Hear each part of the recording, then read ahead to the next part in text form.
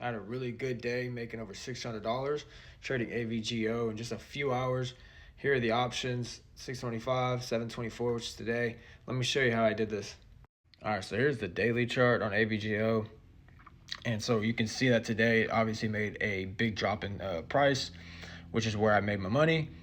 And I was obviously trading puts today, no calls, which means I make money when the stock is dropping in price. And so how did I know that it was possibly going to do this today?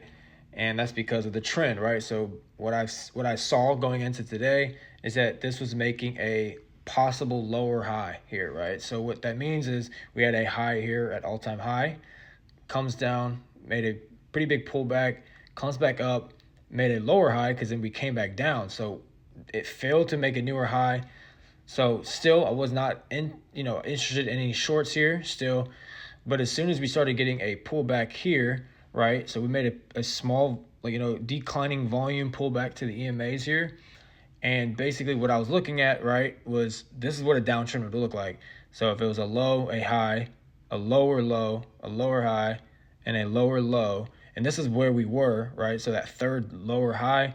So what I was looking at was possibly this thing continuing down to the downtrend and continuing the downtrend, excuse me. So how did I know that it was going to do this?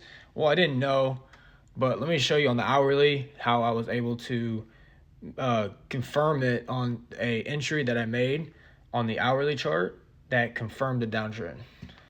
All right, so here's the hourly chart. You can see it was forming some sort of a bear flag.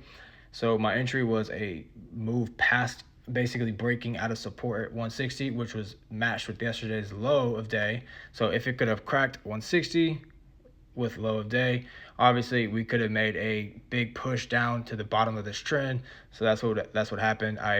Obviously you can see this gap below the trend overnight, comes back and retested it and starts to show weakness here, taking puts all the way down to the bottom of the trend, and that's how you do it.